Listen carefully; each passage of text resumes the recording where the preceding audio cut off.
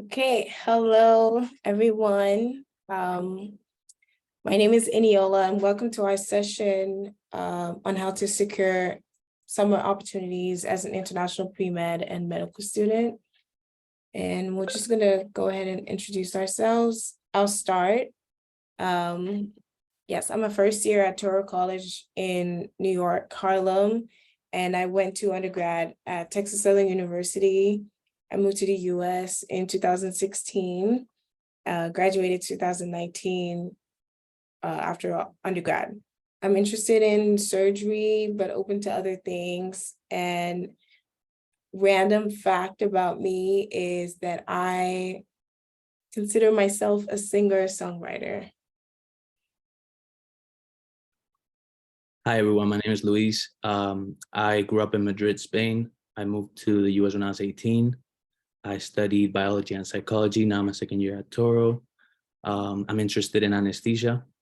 And a random fact about me is I consider myself a guitar player. Hi, everyone. My name is Rafael.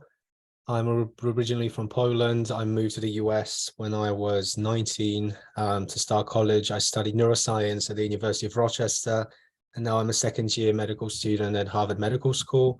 And I suppose fun fact is that I religiously follow Arsenal Football Club. Have a season ticket. I'm a big fan. So good season this year for us. All right. I guess I forgot to mention, I was a biology major, chemistry minor, and I moved from Nigeria. Okay. Yeah, so I'm happy to start us off. So the reason really I'm focusing on this part of the talk is that I personally can't really speak too much about summer opportunities for medical students, given that the curriculum at my school is so that we don't actually have summer breaks. And we're not encouraged to go anywhere else. Sort of the school goes throughout the time of our time here. So this is something I'm happy to talk about, summer opportunities for pre-meds. I'm very aware, and all of us here on this call are more than aware that it's quite difficult to actually secure research opportunity, research internship as a pre-med, international pre-med. A lot of the programs, the majority of the programs have the stipulation of being a US citizen. However, it's not all doom and gloom. There are opportunities, some of which are listed here. One of those opportunities that I would like to particularly highlight is listed number 2, undergraduate clinical scholars program. I think before we dive into sort of the specifics of the programs that are listed, first of all, you do have to ask yourself a question of what is it that you're interested in? Do I really want to do basic science research over the break between sophomore, junior year, junior and senior year? Or maybe am I interested in clinical research and clinical work and getting those clinical hours under your belt? And whatever the answer is, the programs listed here will cater to your specific needs and interests. In my case, I realized very quickly after working about 6 to 7 months in a basic science neuroscience lab in college, this really wasn't something for me. I really was yearning for more patient human contact, and I was primarily focused on searching for the clinical research opportunities, one of which I applied to between my sophomore year. So I started actually between my freshman year and sophomore year. I did a summer undergraduate research internship at Yale in the Department of Neurology, which is listed as number 4 here. I don't know if that program still exists or they may have changed the name, but this was again listed as one of the resources on the AAMC website, which is actually a link provided for you guys sort of at the bottom here. This website is great because it offers you sort of a complete list of all of the programs that are available to students currently in college. I found it over there. I was able to sort of connect with program leadership outside of the program, submitted my application, and was, you know, very lucky to get in early on, sort of between freshman and sophomore year. So, you know, we can talk about that on the next slide, but really the application process for all of these programs, I like to liken it to sort of mini medical school application, because you do have to write a personal statement, you do have to have a strong letter of recommendation, a strong GPA from college.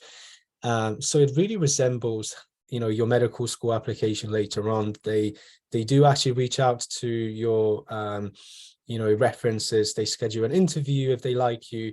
So it does really resemble a medical school application. Now, in the next summer, so summer between sophomore and junior year, I participated in program number 2 that's listed here, undergraduate clinical scholars program. And I highly encourage everyone who will listen to this and who's on here to consider that program if you're still in college.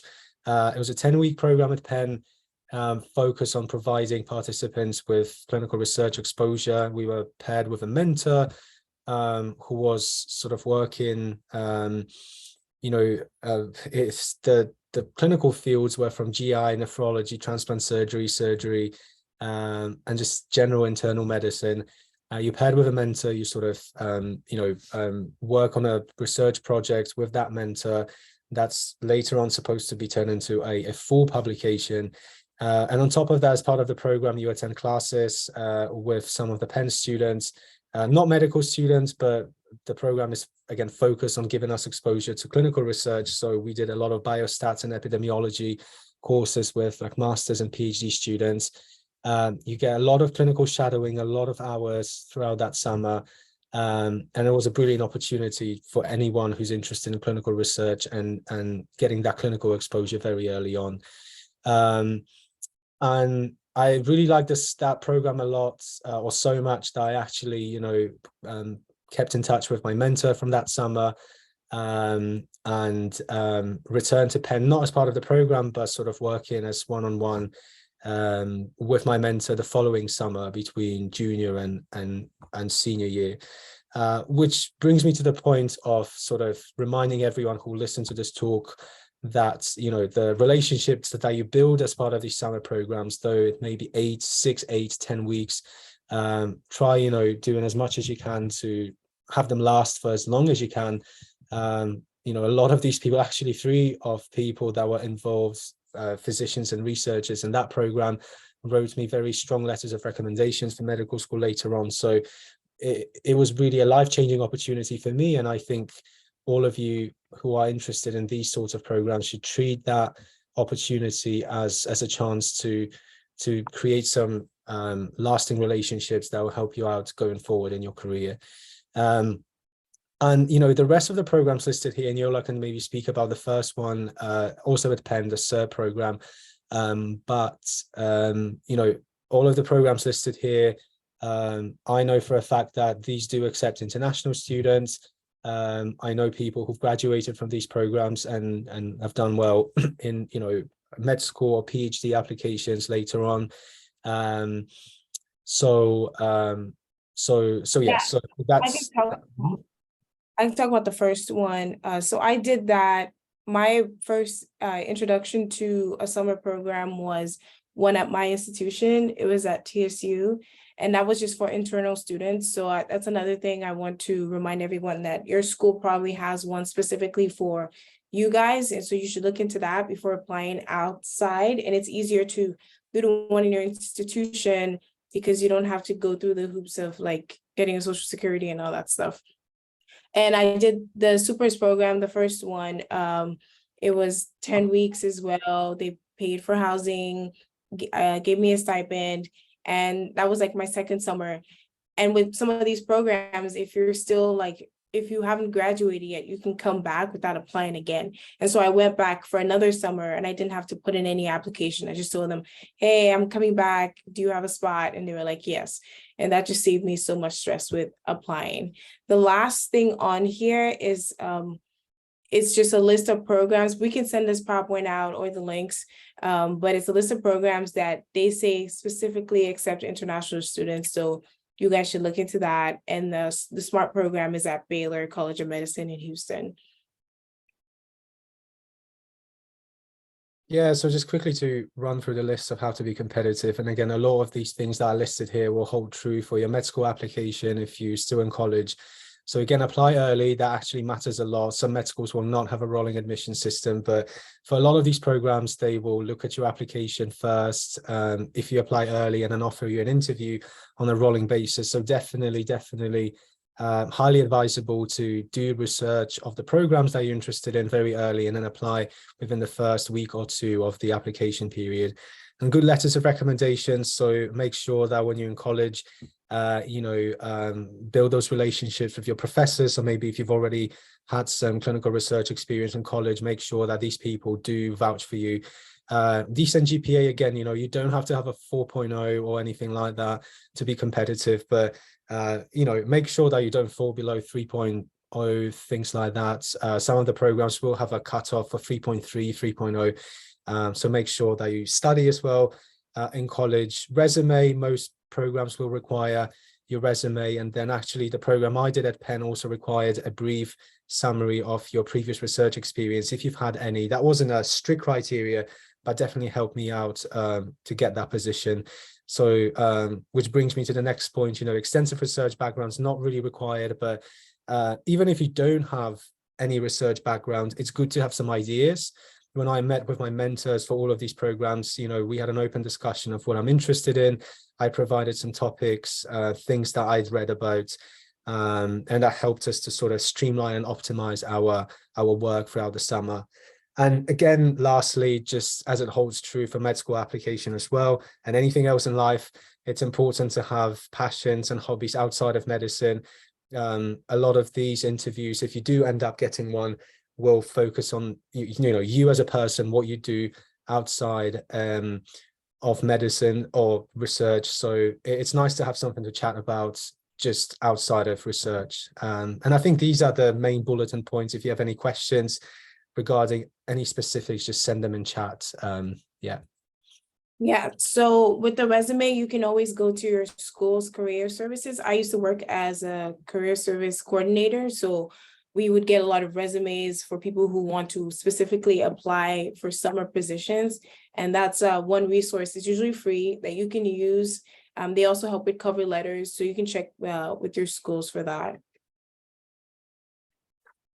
Hi, so for this slide, I just wanted to highlight that there's a lot of options out there if you want to do a summer program and you're a medical student. I'm not going to go through any of them individually, but it's just a reference to see that there are a lot of options out there when you're trying to make that decision. We can go to the next slide. So there are different ways that you can go about finding the right program for you. You can make use of AAMC tools and other different tools. There's websites that you can filter certain things like the institution, program type, location, the academic year you're on. And those are really helpful just to highlight what you want and kind of rule out other ones that might not be as desirable. And then always consider asking upperclassmen in your program, making use of alumni and people that have been in your position. I think that also has been proven really helpful for me, at least, just asking them for advice and where they went in their summer. You could also go specialty based. So if you know that you want to go into anesthesia, if you want to go into a specific residency, you might want to look for programs that are specifically for that. And there's also opportunities to find more specific opportunities for you. And then there's a lot of criteria to consider: the project type, the topic that is going to be on, how much the stipend amount is going to be. It's usually not going to be a lot of money, but it should be enough, in my opinion, to cover the cost during the summer. We're already not a lot of debt, so it's good to have that additional benefits, like apart from the research that you might be doing or the clinical experience, also the networking that you're going to have if you have the opportunity to do presentations, maybe at a conference, the location, the duration, the commitment that it's going to take. Some programs are 40-hour week. Some other programs, you might have to do weekends or work outside the 40 hours if they require it. So do pay attention to that. And then some programs, unfortunately, don't accept U.S. don't accept you unless you have a U.S. citizenship or a permanent residence. So be on the lookout for that. And then a lot of people talk about the last summer, since people say that the first year of medical school is your last summer and that you should enjoy it for yourself. So I'm not going to go into that, but definitely consider that, if you want to spend that summer doing research or not. I think it's worth it. Definitely worth it to do something this summer, especially with everything becoming more competitive. Next slide. So this is the program I did. I know that it might differ between programs, but I wanted to use this as a kind of template.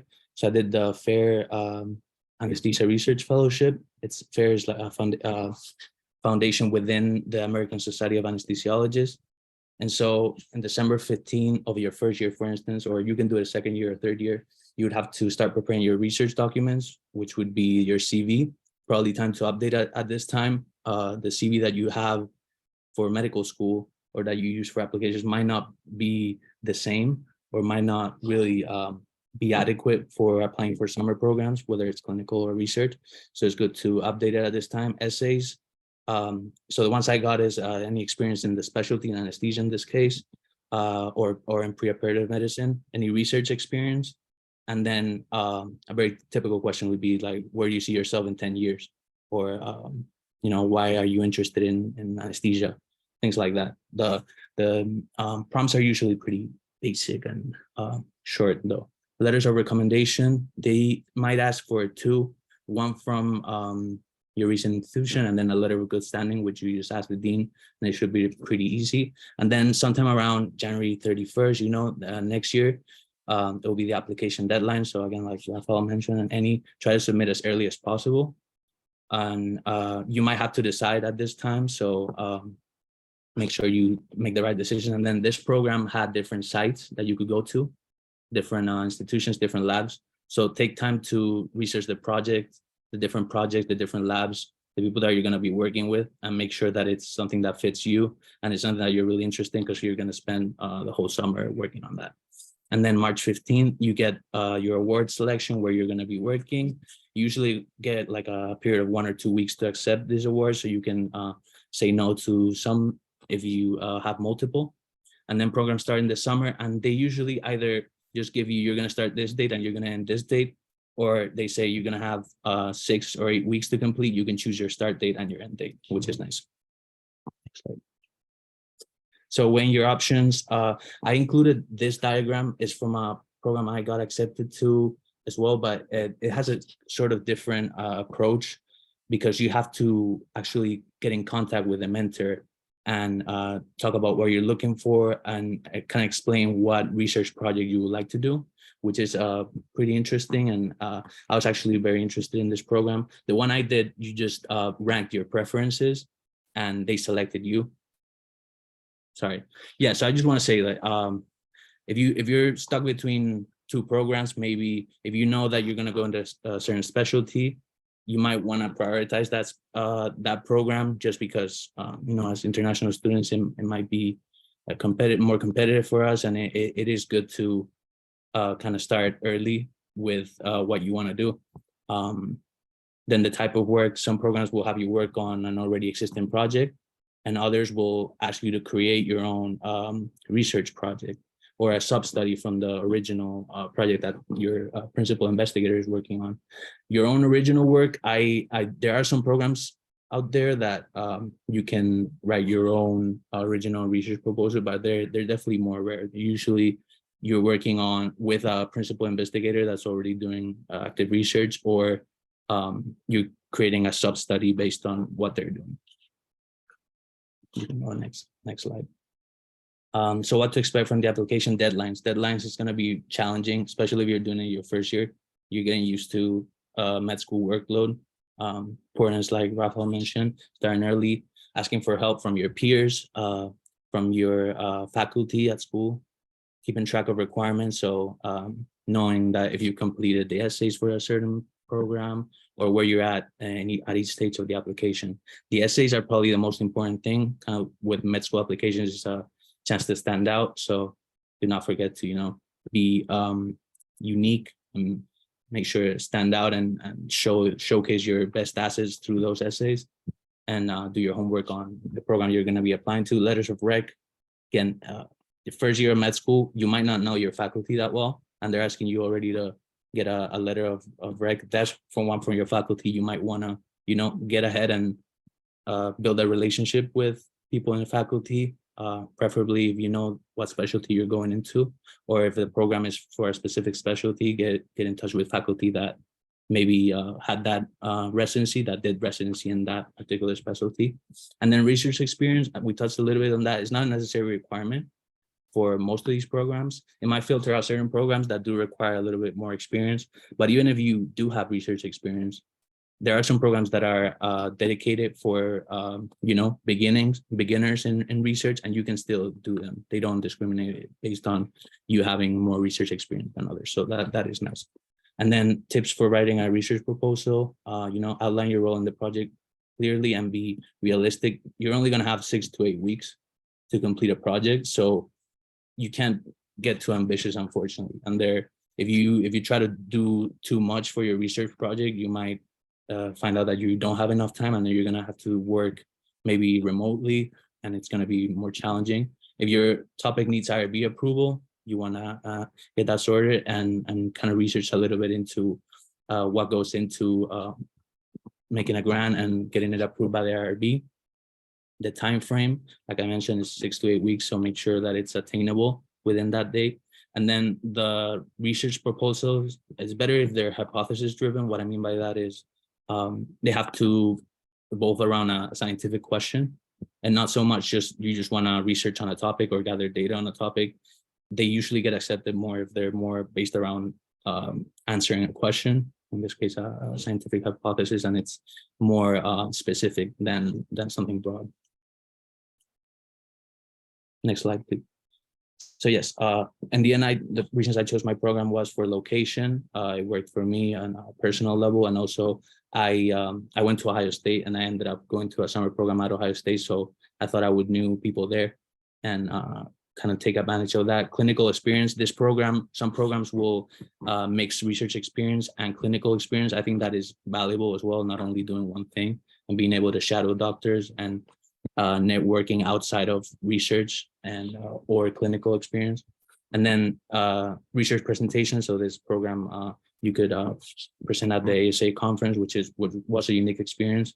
The next year, I think it's in San Diego, and it's a really good experience to, network and get your name out there. So definitely value in having clinical research experience, great opportunity to network more than anything, try to find opportunities, even if you're doing a main project, but there's going to be times that, you might have the opportunity to shadow a specific doctor in a department you're interested to, or there's other doctors in that department that are doing projects, and they might include you in that research, and that might eventually lead to your name being on a publication. Things to consider: there's limited amount of time to deliver results.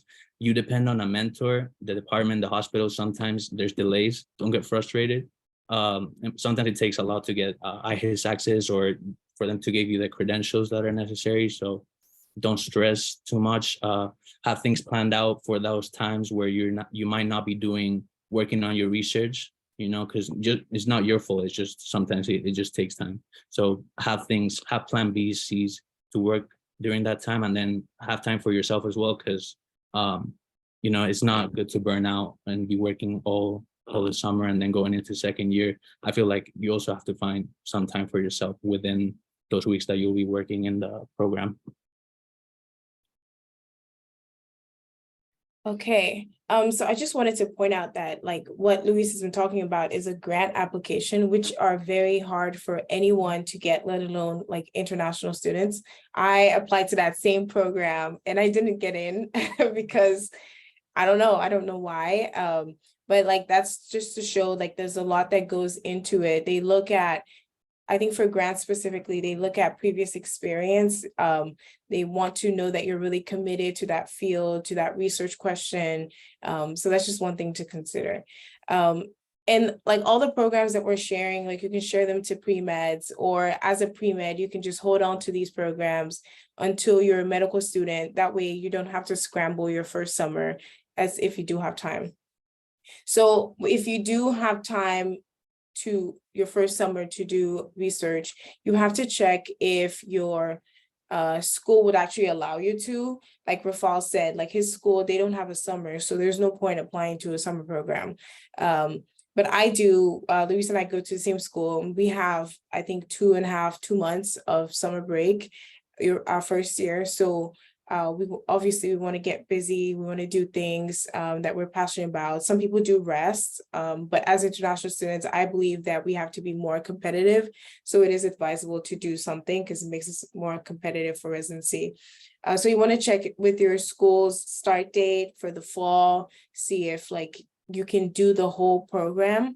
And even if you can't, I would say apply. There are a lot of programs that I applied to that I knew that my school was going to start way before this ended, but I still applied because you never know if you might get in or not. You want to apply broadly, all specialties. There's 2 ways I would classify this. If you know that you want to do surgery, for example, and like that's all you want to do, I would say just apply to only surgical specialties. Research in that, or programs that like invite you to shadow or be in the OR or anything like that. It could be from 2 to 4 weeks to 10 weeks. But if you know that you just want to do something for the summer and you don't want to be idle, you can apply to a lot of different programs. That way you have more, you just have more options. And you have to also check for curricular practical training, that's CPT restrictions. You have to see, for example, does your curriculum allow you to do anything that's not there? This applies to both pre-meds and medical students. I believe it was 2019 when I was about to graduate that they changed the laws and you can only do a summer program as CPT if it's in your curriculum. And I know that some schools definitely added it into their curriculum, but with medical school, we have a fixed curriculum and it's not easy to get this approved, but there are ways. And I was able to get mine approved by just talking to the curriculum chairs and the department. And they were like, yeah, we totally like accept this. And so I was able to get that done with International Student Office. And the other factors you want to look at, you want a well-established program that will write you a good offer letter, because you're going to take that offer letter to the ISO, and that the offer letter usually contains how long is this program, how many hours a week, what's your compensation. It has all that information. And so you take that to the ISO and they decide if this is eligible for CPT or OPT. Keep in mind with OPT, this is for when you graduate, but you can still do OPT in school. It's just going to take away from the time that you spend doing it after you graduate. And after you get that approved, you can go to the Social Security office if this is your first time, and then you can get a card. This card, you cannot use it to work at, I sound like an ISO officer. You cannot use it to work at Starbucks. You can only use it to work in anything in your field, which you probably heard before. And once all this is taken care of, then you do your onboarding, fill out the I-9, you take your unexpired visa. You don't actually need a visa to do this process, but now they're changing things, they keep changing things. So it's always nice that it's not expired. Mine is expired. I don't know how I'm going to do it, but you can still get it done with your passport and your I-94, which is your document to enter the country, or a driver's license, just anything that proves your identity. So for me, as a medical student, I honestly thought that summer program, I wasn't going to get anything, or I didn't think there were going to be a lot of stuff. So I applied broadly. Now, looking back, I wish I applied to the specialties that I really wanted more exposure in, which would be surgery. But yeah, I applied to emergency medicine, radiation oncology, radiology, orthopedics, neurosurgery, and just anything that had summer medical student fellowship, anything. I also applied to his program, which is in anesthesiology. And, two of the stuff I applied to, I don't know if you can see my pointer, but two of the things that I applied to are grant applications, which is the FAIR and the Campagna scholarship. The competitive scholarship is very competitive in the sense that they only take 30 applications, and after that, they don't look at anybody else. And I don't know how many they accept, but it was very rigorous, like writing. I had to think about the research question I wanted to answer, and I only had like 100 words. They make it so hard for you. So that's why it's always good to talk to people who have done this before and know what they're doing.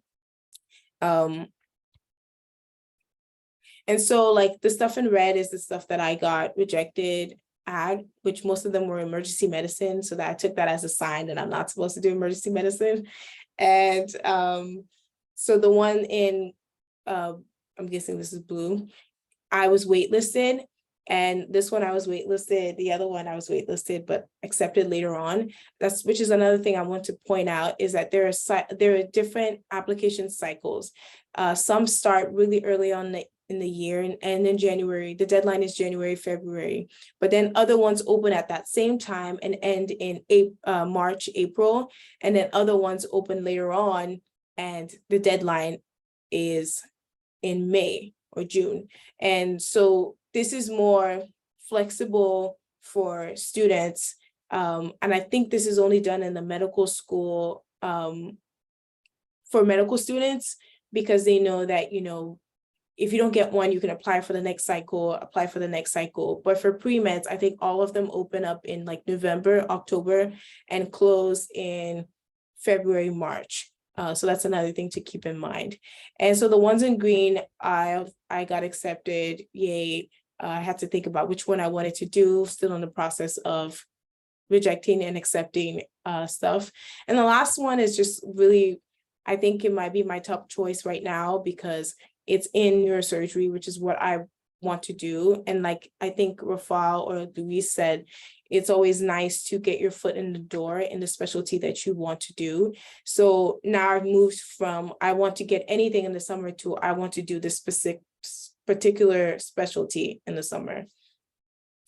And so if you have any questions, now would be a good time to ask. We're small groups, so you can unmute yourself.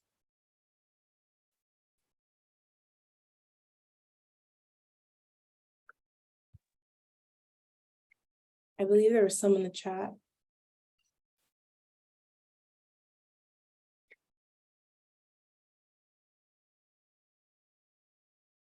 I think someone asked a question about if it was just for pre-meds.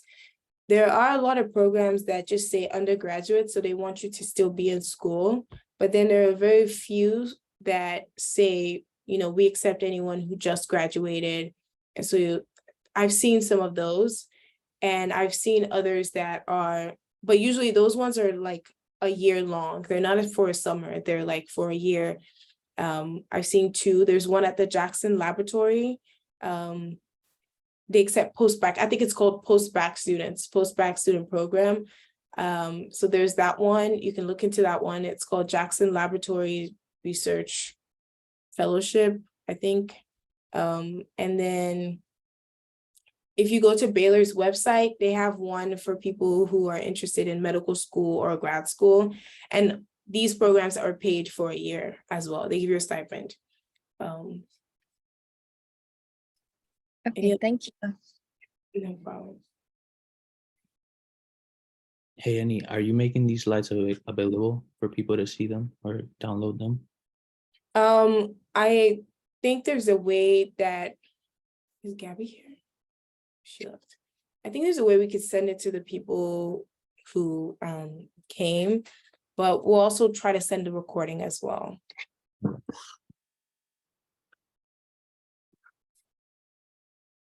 Is there anything that you want to add, Luis and Rafal?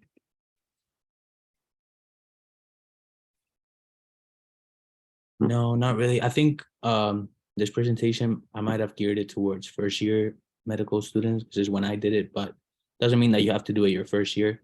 A summer experience, I've seen people do it their second year, third year, more commonly after you take step 2, you might have some time off. So if you don't do it your first year, you still have chances to do it. Don't think that it's that summer or bust, you know, you have other options.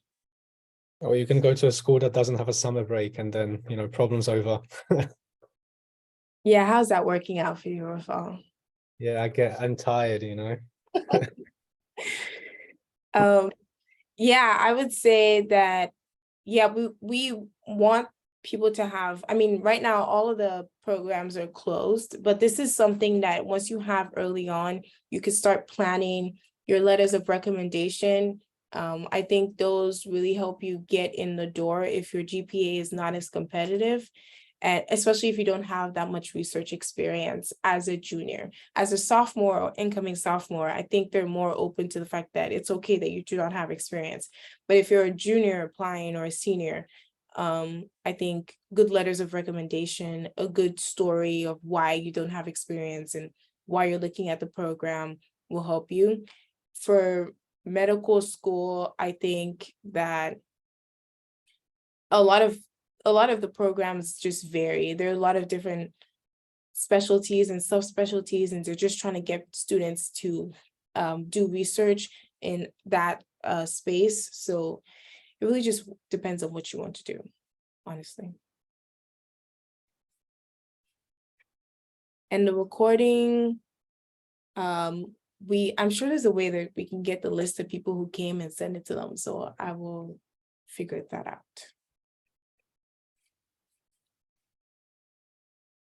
And so we'll just take questions for about 5 more minutes. If you can ask us questions about, you know, being an international medical student, anything you want, honestly.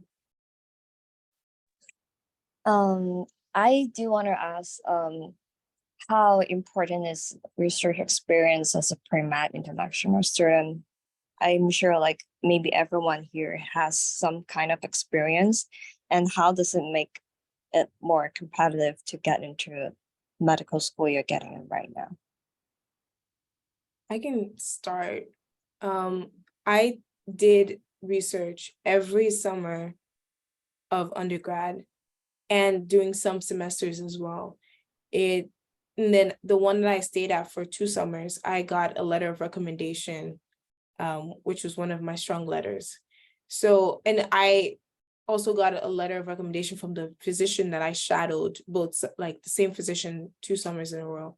So it's important because of the resources and networking that you get. Also the learning, you learn a lot, whether you like basic science or translational research or clinical. I started off with basic science, and then I realized that I didn't like the core. I like it, but I want it to be useful. So I'm really gearing towards translational research. But in regards to applying to medical school, I would say it definitely just makes them look at you more. It depends on what kind of school you're applying to. I know some schools that I heard that because of the amount of research experience that they have, and they really want to match people into primary care. This might just be like a rumor, or it might not be true, but they don't look at those kind of students because they know that those kind of students are gunners and they want to go into academic medicine and surgery and like the really competitive things. So if you like research, do it for you. But if you're thinking of maybe it'll make you more competitive or not, there are a lot of people I know who didn't do a lot of research or the typical research that you expect and still got into medical school.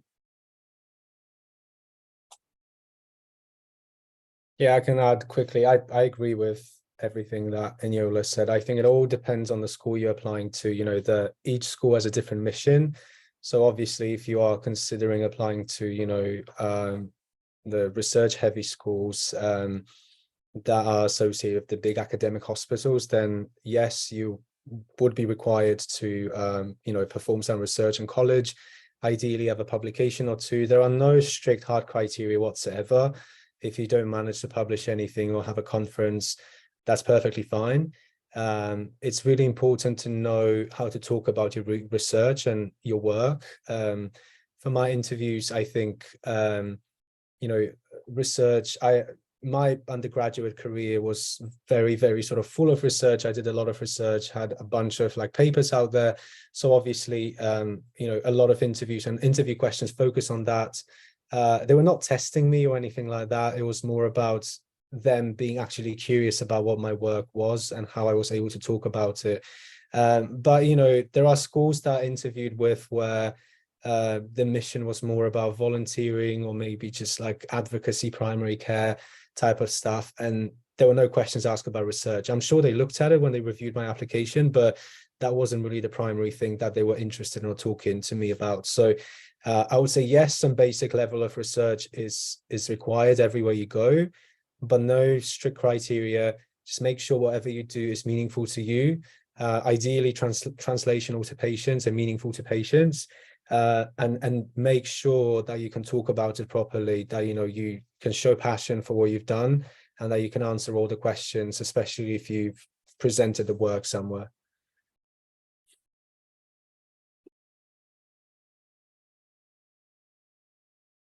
So there's a question about being an MD PhD applicant and how that like research differs from an MD applicant. I think that MD PhD, I wanted to do MD PhD or a dual degree at first. And they said I needed like a minimum 2.5 years of research. But because I had done all of that in undergrad during the semester and summer, I had enough hours that I would be a competitive applicant. But I would say now it's even more competitive. I know people who are taking those, like after doing the same thing that I did, but they're taking additional years outside of undergrad to get more research experience so that they can be very competitive for MD PhD. A lot of people get masters in between.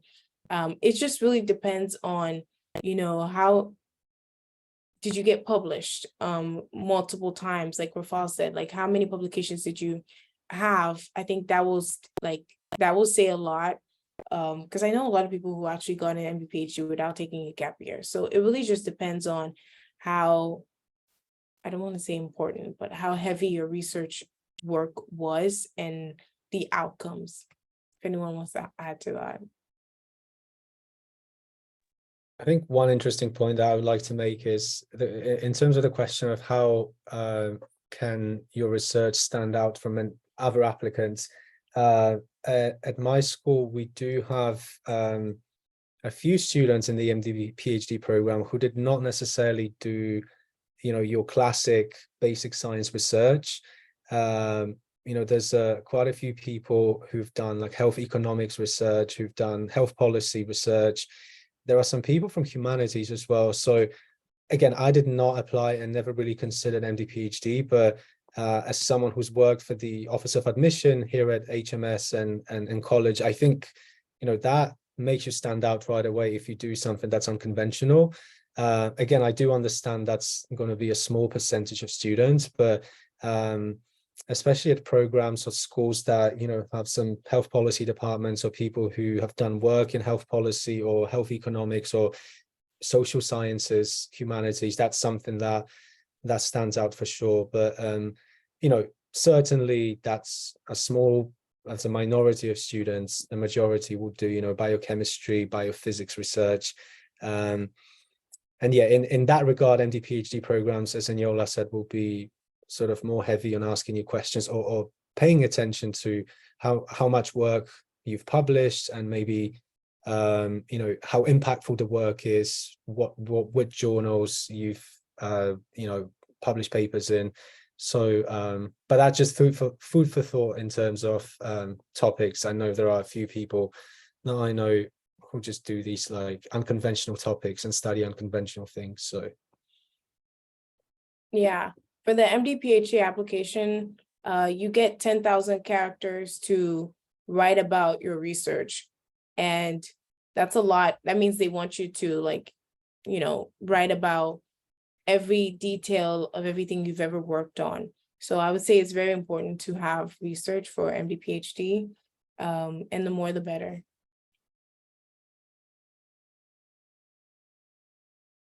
Any other questions before we call it?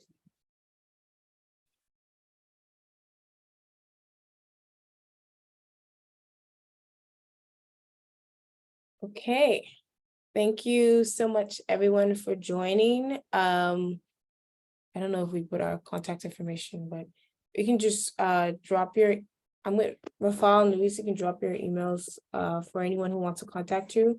And hopefully I'll figure out how to send everything to those who attended. You can share with your schools, share with your friends. But yeah, thank you everyone for coming. Thank you. Bye. Thanks, guys.